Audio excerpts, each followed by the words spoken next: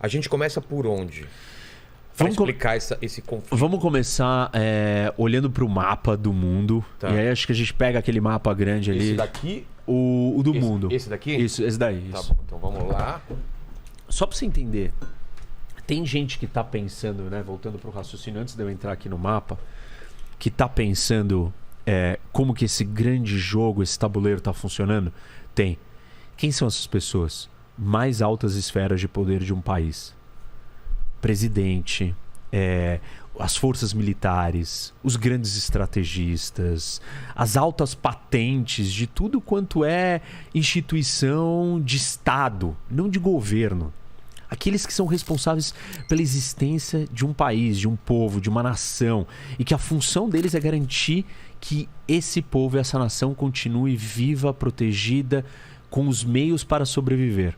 Uma decisão errada pode prejudicar uma nação por 10, 20 anos, ou atrasar, ou criar problemas. E te colocar em situações muito difíceis. Eu vou citar alguns exemplos de decisões, por exemplo, da Alemanha, que elas vão afetar, ou que estão afetando a Alemanha na situação que ela está hoje. Hoje. Essa é uma decisão puramente geopolítica de um erro. Por exemplo? Por exemplo, ela decidiu que ela ia desligar as usinas nucleares. Exato. Ela fez isso em 2011, depois do acidente aqui no Japão, né? O acidente nuclear de Fukushima. E ela, a Merkel, que estava no poder naquele momento, a chanceler alemã, ela sentiu que aquilo tinha um apelo mais popular. Não foi uma coisa racional, foi uma levada pela emoção, é isso? Tinha um contexto tinha uma coisa séria acontecendo no Japão. Preocupante? Sim. Mas é um acidente. Tinha história de Chernobyl lá atrás. Tinha história de Chernobyl na Europa. E tem um detalhe na Alemanha ainda mais marcante. A Alemanha, quando teve a Guerra Fria, ficou dividida no meio. Certo. E ela ficou na iminência de ser o palco da guerra nuclear. Entre Estados Unidos, na Guerra Fria, Estados Unidos de um lado e União Soviética, né? União Soviética do outro e lado. a Alemanha estava dividida aqui no meio. E o Ocidente estava aqui parado, todo armado, e a União Soviética aqui. Então, a Alemanha estava no centro da potencial. E ela fica quase no centro mesmo da Europa aqui, Isso, né? Ela fica mesmo. E essa é uma posição que explica muito da história da Europa e do papel da Alemanha. Até da Primeira e Porque Segunda ela Guerra. está no Middle Europa, né? É o país do meio da Europa, é um país da Europa Central. Exato. Isso dá uma condição específica para ela, que depois eu vou falar disso aqui, né? geopolítica. Mas ela estava no meio de uma potencial guerra atômica. Então, ela viveu o medo da guerra nuclear. 2. Ela assim, né, depois do Holocausto, da Segunda Guerra Mundial, de tudo que aconteceu aqui, os alemães perceberam que eles foram muito destrutivos e adotaram uma política pacifista. Você tá falando o seguinte, já tem história do Holocausto. Se já tem história uma merda... Segunda Guerra Mundial, a gente foi devastado, fomos destruídos, a Alemanha foi destruída. Se tem um desastre aqui numa usina nuclear, pronto. Não é só isso, assim, tipo, nasceu uma cultura pacifista. Por quê? Na Alemanha. Isso, claro. Fruto do que eles fizeram. Então, o remédio, a cura disso vamos segurar a nossa onda, não vamos mais ser belicosos, vamos ser pacifistas.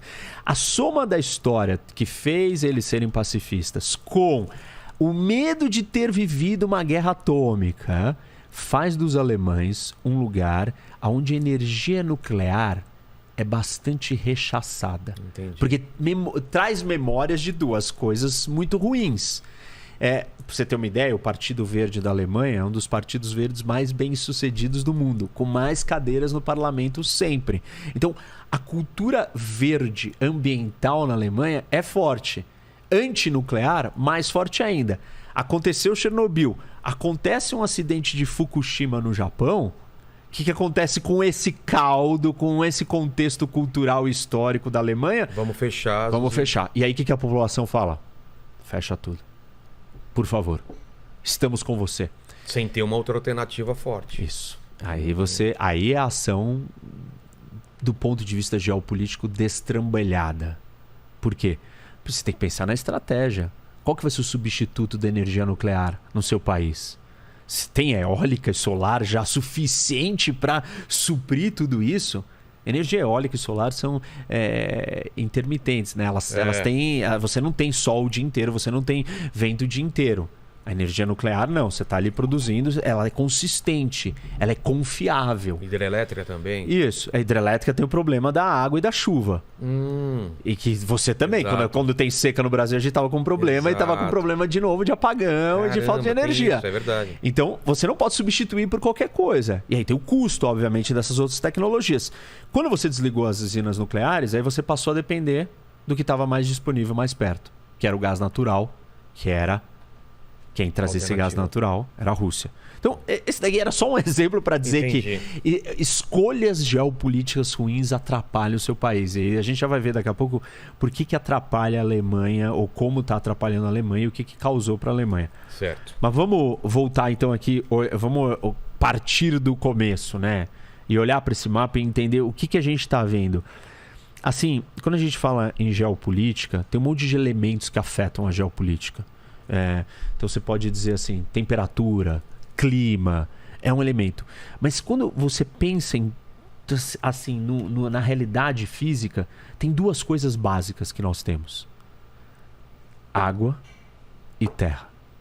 Tem vários tipos de água. Água doce, água salgada, rio, lago, córrego, aquífero. Você tem um monte de jeitos que a água está ali. No gelo, congelada. E você tem terra. E você também tem um monte de variações de terra. Você tem montanha, você tem planície, você tem planalto, você tem pântano, você tem um monte de coisa. Você tem praia, você tem misturas de terra. Mas basicamente nós estamos vendo aqui água e terra. Certo. Tem mais água no mundo do que terra. Essa é uma realidade do nosso planeta. Bom, e aí, assim, os geopolíticos, os grandes pensadores da geopolítica, eles começaram a olhar para isso e falaram assim: qual é a força, a potência, o poderio capaz de dominar o mundo? Aquele que surge da orientação da natureza marítima, da água, ou aquele que surge da orientação terrestre, continental? O que é surgir da orientação terrestre ou surgir da orientação marítima? Surgir da orientação terrestre. Você está localizado no meio de um continente de terra sem saída para o mar. Tá. Você tem relação com a água? Não. Não, você não tem. Ah, mas tem um lago. Bom, tá bom, mas é uma relação diferente, não tem saída. Tá preso. Você não está acessando a grande parte do planeta, do mundo, que é a água. Então, se você estiver aqui no Quirguistão, esquece. Na Ásia Central, você não tem saída para o mar. Você não tem relação com a água. Você jamais será uma potência marítima. Você é uma potência continental, terrestre. E isso vai ter efeitos gigantes na cultura e no tipo de sociedade que vai nascer. Acho que eu falei isso na outra vez também. Que você tem as montanhas e tal, e você tem uma sociedade mais conservadora quando não tem acesso ao mar. É diferente. Tem o Paraguai aqui que não tem saída para a Bolívia, são os países mais pobres da América do Sul, por um acaso. Relação. Exatamente, que são os da Ásia Central, que são os do centro da África. Você consegue escoar os seus produtos sem depender de outro país. Exato. Ou fica muito caro, né? Fica caro, você está distante. Aí você fala assim, mas por que eu tenho que escoar? Ele não pode ser autossuficiente? Não existe países autossuficientes numa economia globalizada. E o meio de transporte mais barato de todos é o marítimo. Exato. Por que você não manda por avião? Porque é muito caro. E aí a tecnologia. Talvez um dia, se a gente fizer meio de transporte aéreo super barato, muito barato, de cargas imensas, talvez ser um país sem saída para o mar não vai ser um problema que é hoje. Isso quer dizer que todos os países sem saída para o mar vão ser pobres ou vão ter problemas? Não, né? Acho que eu também já falei disso, que tem as exceções. E as exceções aqui na Europa, a Suíça, a Áustria, são países riquíssimos. Exato. Mas aí o que dita, já que você não tem saída para o mar, quem é o seu vizinho que te dá acesso ao mar. E quem são os vizinhos da Suíça? França, Itália, Alemanha. São os países mais desenvolvidos do mundo. Se você botar, talvez, Chad aqui, com esses vizinhos, ou você trazer a Alemanha aqui para o lugar da Líbia, o Sudão para o lugar da Itália e a Nigéria para o lugar da França, vai mudar. O Chad vai ser um outro país, ou vai ter outra riqueza, outro desenvolvimento. Bom, então, vamos lá. Você tem duas forças, a força terrestre e a força marítima. E aí o Mackinder, que é um desses grandes pensadores, um inglês, ele foi lá e falou assim, ele prestou atenção e falou, olha, o que fez a Inglaterra ser a grande potência, né, o Império Britânico, é que os ingleses controlavam os oceanos do mundo e com o controle dos oceanos eles conseguiram chegar em outros lugares. Porque esse é um ponto interessante. Não existem muitos jeitos de você chegar em todos os lugares do mundo. Por terra não é. Não dá. Se você estiver aqui, você não chega em todos os lugares do mundo por terra. Se você estiver aqui, você não chega em todos os lugares do mundo por terra. Por onde que você consegue chegar em todos os lugares do mundo? A gente diz que existem 4 pontes. Tá. Água, que é o principal. O segundo é o aéreo, voando. O outro é o espacial, fora da Terra, espaço sideral, que é uma extensão do aéreo, vai. Entendi. E o outro é o cibernético. Só que o cibernético você não manda pessoas, nem coisas. Dados, né? Você manda dados, informações e conversa e vídeo, a gente falando e ligação, etc. A gente chama isso de Global Commons. São os 4 meios de acesso e conexão do planeta inteiro. Ah, é do planeta inteiro? Todo? Tudo? Não, não é tudo, porque se estiver na Bolívia, tipo, marítimo não vai chegar lá. Então vai ser um problema. Você vai ter esse problema. Bom, e aí o que acontece? A pergunta que o Mackinder estava tentando responder é: qual das potências vai dominar o mundo? A força. Quando que ele estava fazendo essa 1902, 1903, ele começou Quem estava dominando naquela época? O Império Britânico era a grande força.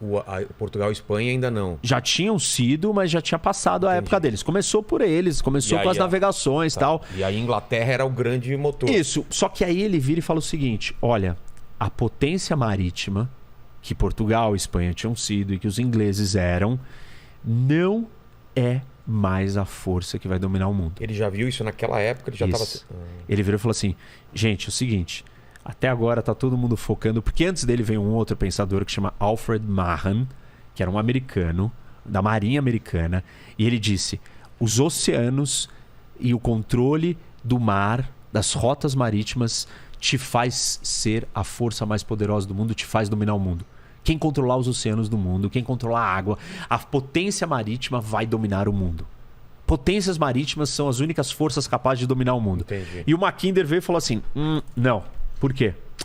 Tá acontecendo uma coisa. Ele virou e falou assim: olha, eu sei que as forças marítimas ganharam espaço porque houveram revoluções tecnológicas. Quais? Navegação a vapor, que a gente citou. Sim. E a construção desse canal aqui. Canal de Suez. Que mudou as rotas de navegação e permitiu que... Como que era antes? Você não passava por aqui. Era fechado? Não existia. Esse canal sempre teve. Isso daqui é um estreito, não é um canal. Não é um canal? É o Estreito de Gibraltar. Assim como o canal do Panamá também não existia. Tá. Isso. E essas duas portais aqui mudaram... Isso é o humano que fez. Humano que fez. Deixa eu ver se... Saiu, tá. Ficou bom. Então, o que aconteceu? Isso mudou as distâncias. Claro. Em vez de você vir aqui, navego aqui e tal, doideira. E chegou aqui na Índia, você simplesmente desce aqui, entra, navega no Mediterrâneo, desce. Nossa. Olha como é muito mais curto. Exato. Do mesmo jeito que, né, vai acontecer agora dele vir por aqui e chegar aqui. Muito mais rápido do que mesmo vir por aqui. A rota pelo Ártico é mais fácil, mais rápida do que... Não é mais fácil, ela é mais rápida. Mais fácil ela vai ser quando derreter e se derreter totalmente e abrir as rotas de navegação. Bom, então o que aconteceu? Mudou isso e mudou o meio de transporte. Você conseguiu navegar a vapor mais rápido. Não esperar o vento te trazer para cá, para você pegar o impulso e virar e vir para cá. Que era assim. Aliás. Era. Nossa, que você não podia virar e falar assim: não, eu quero ir daqui pra cá. Não, você tem que ver o vento, pra onde que tá a rota de vento. Nossa. E ficar se perdendo. E não só isso. Tivemos que inventar bússola, caravela. Tiveram uma série de evoluções marítimas que deram essa ascensão das potências marítimas. Quem são as potências marítimas? Aqueles que têm acesso ao mar. No caso, os primeiros foram os portugueses e os espanhóis. E dividiram as Américas em 2, dividiram o mundo, conquistaram o mundo inteiro. Exato. Depois dele vieram os holandeses, os ingleses, os franceses. E aí o Mackinder veio e fala assim: legal, isso daqui é bonito, bacana, mas está surgindo uma outra revolução tecnológica. Uma outra rota, ou novas tecnologias equiparáveis à invenção da navegação a vapor e da construção do canal de Suez, que são as grandes ferrovias intercontinentais estão sendo construídas e a construção dessas ferrovias continentais vai conectar um espaço de terra, o maior espaço de terra do planeta. De terra contígua. Entendi. Você fala assim, aqui não tem muita terra? Tem, mas isso daqui tem conexão com o quê? Exato. Tá só com isso daqui. Mas é a Austrália? Não conecta. Onde que a gente tem o maior espaço de terra contíguo nesse mapa do mundo? Isso daqui, né? Isso. Eurásia. Eurásia. Este é o maior continente, o maior espaço de terra do mundo. E aí ele falou assim, se alguém conseguir maximizar, usar todo esse espaço na sua totalidade, esse povo, essa nação, esse grupo vai ficar muito rico e muito poderoso. Por quê? Porque é uma vasta área de recurso, é uma vasta área de concentração de pessoas.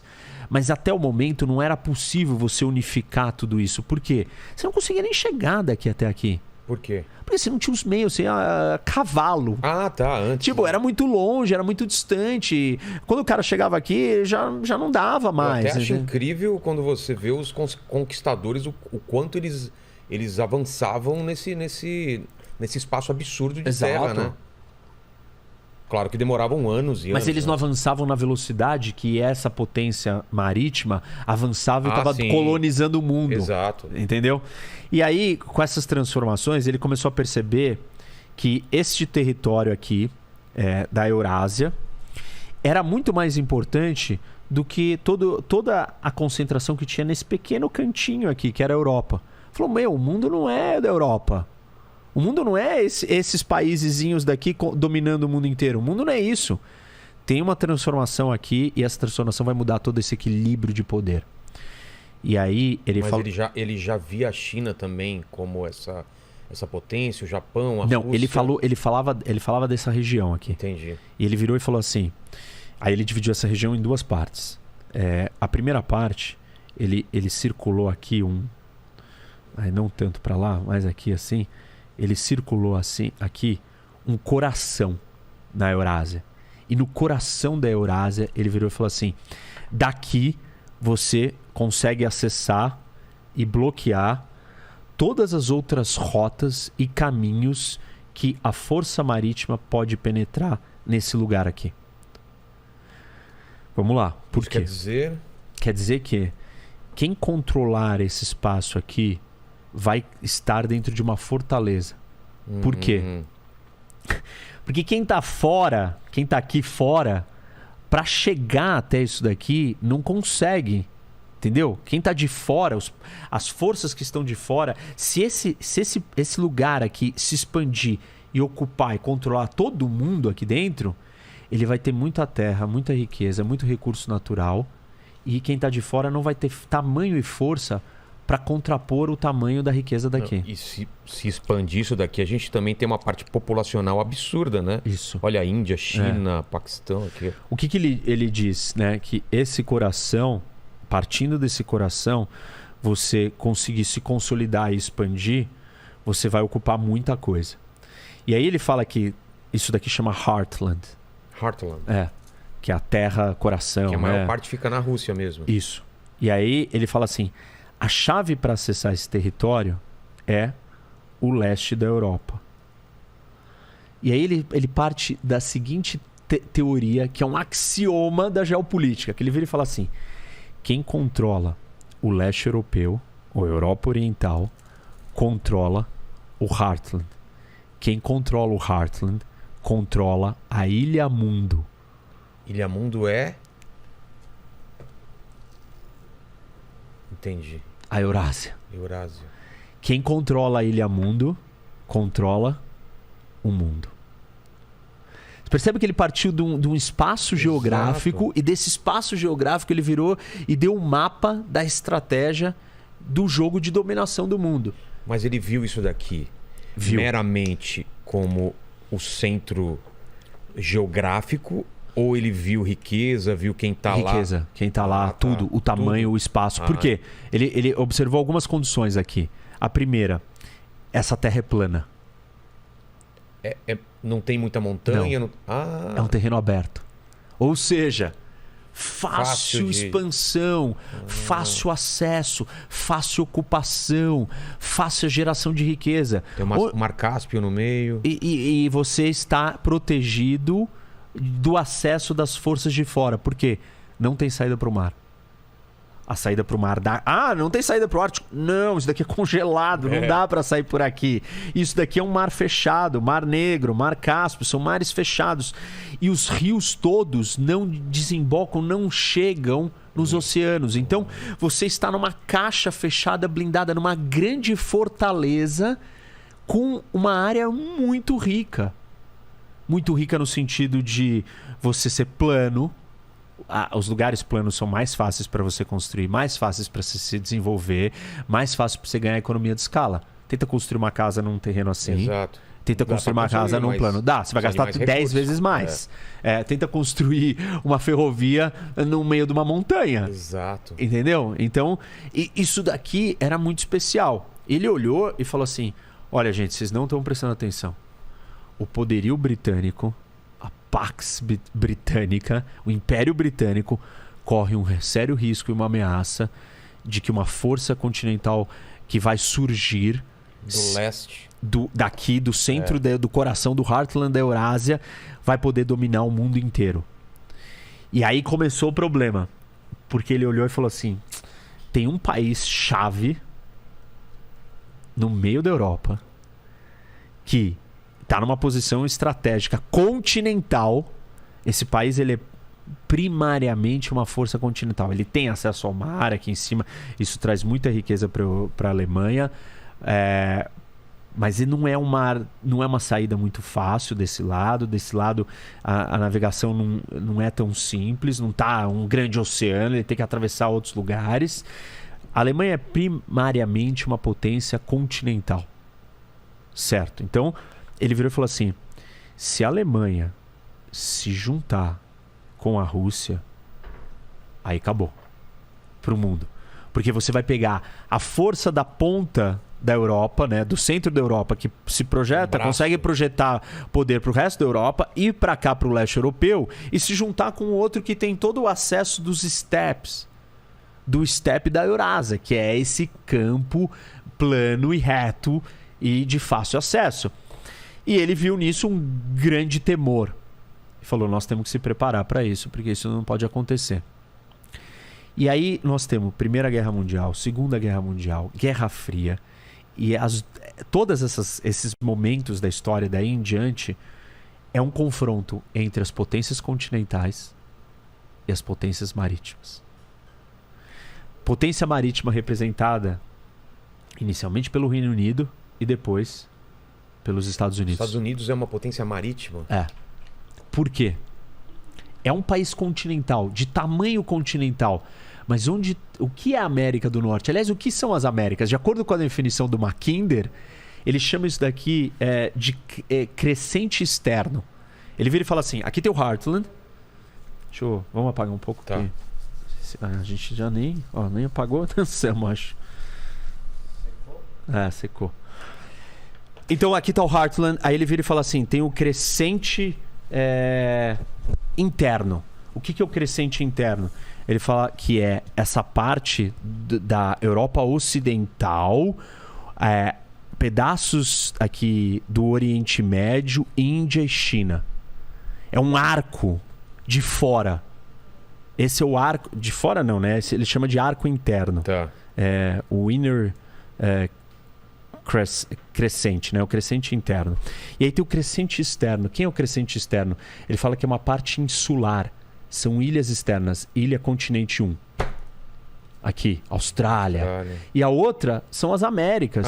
Fala, isso daqui é uma grande ilha solta. E repara, isso daqui tá solto. O que é o mundo? O mundo é aqui, mundo ó. Daqui. E isso daqui é uma ilha, aquela é outra ilha, essa é outra ilha. Nós temos 3 outras grandes gigas ilhas continentais. Faz sentido isso que fala? Pensa, isso daqui não está conectado nem com isso e nem com nada daqui. Isso daqui está isolado, isso daqui está isolado, isso daqui também está isolado. Total, então, o que você tem? Você tem aqui. E a África também está isolada, porque tem uma separação, tal, porque tem um deserto do Saara, depois tem uma grande floresta tropical, não é um terreno transponível. bastante difícil, problemático. Então, primeiro tem deserto, depois tem floresta tropical, tem mar aqui separando, tem o Mediterrâneo em cima. Tem uma passagem pelo Egito, mas é muito deserto também. Então, não estão conectados. É diferente disso daqui. Isso daqui está inteiro conectado. Tem barreira natural? Tem, por isso que ele faz a separação. Que ele fala que tem o crescente de fora, que é China, Índia, Oriente Médio, Europa. Entendi. Então ele tá. Aí ele fala que esse Heartland está protegido por esses mares e sem os rios, então está blindado. E aí, as disputas históricas foram entre as potências marítimas, e aí os Estados Unidos representando o oceano, né, representando a força dos mares, tendo que chegar aqui. Se você é uma força marítima e você tem que entrar num território desse tamanho, como que você vai fazer isso? Anfibiamente. Uma invasão anfíbia. Você chega pelo mar e daí... e desce na praia. Nossa. Imagina esse desembarque. Isso não é um negócio, assim, Normandia, né? A gente lembra a Segunda Guerra, o Dia D, o filme O Resgate do Soldado Ryan, quem não assistiu, assiste, que é exatamente sobre essa operação. Que é o trabalho do pessoal posicionado em terra, esperando alguém... Difícil, é muito mais fácil você estar ali parado, esperando, tá saindo d'água, vou te atirar. Você não vai conseguir desembarcar. Então, se você constrói uma riqueza muito grande, você está numa fortaleza, é muito mais fácil essa riqueza daqui construir uma grande marinha oceânica capaz de chegar nas costas e das costas dominar o resto do mundo do que a força marítima penetrar aqui dentro. Entendi. Qual é a estratégia, então, para evitar que isso nasça e aconteça? Este território não pode ser dominado por uma única força política. Tem que fragmentar. Isso. E aí ele sugere a criação de um cordão de isolamento, de separação entre a Alemanha e a Rússia. Porque lembra que ele estava com medo? Qual é o cordão de isolamento? A criação de países como os Bálticos, né? Estônia, Letônia, Lituânia, República Tcheca, que era a Tchecoslováquia, Polônia, todos esses países serviam para separar e fragmentar o leste europeu, que é o ponto de acesso de se conectar toda essa coisa aqui e se consolidar. Porque aqui embaixo você tem a maior cadeia de montanhas do mundo, que você até perguntou para ele, exato, que são os Himalaias. Então, aqui você tem um paredão intransponível. A Índia tá fora, por isso que se chama subcontinente. É um negócio para baixo, separado. A Índia não conversa com isso daqui. Ela é uma grande península, um pedaço do continente vindo para fora, isolado do resto daqui. E aqui é um monte de montanha, Afeganistão também, você não passa. E aqui, com a fronteira com a China, a mesma coisa. Tem uma grande parte que você não consegue passar. Aqui nesse lado já é mais fácil o acesso, depois da Mongólia e tal. Então, aí o que o Mackinder faz? Ele olha para tudo isso e fala, não podemos deixar que a Rússia, que é o país que já está localizado estrategicamente nesse lugar, isso vai marcar a identidade dos russos. Você está aqui. É diferente se você está aqui e você nascer aqui. E é diferente você nascer aqui e nascer no meio da floresta amazônica. Ou no meio do deserto do Saara. Cada um desses lugares vai construir uma cultura e uma identidade. Uma característica, por exemplo, se você nasceu nesse território gigantesco, de espaços livres e abertos, você é mega vulnerável. Como assim? Acabei de falar que você transita aqui facilmente, né? Você não tem povo em tudo quanto é canto aí. Você não tem povo. O povo de outro lugar pode vir aqui te atacar facinho. E aí a primeira povo que vem são os mongóis. São os cavaleiros que você citou, os nômades, conquistadores que vêm e atacam.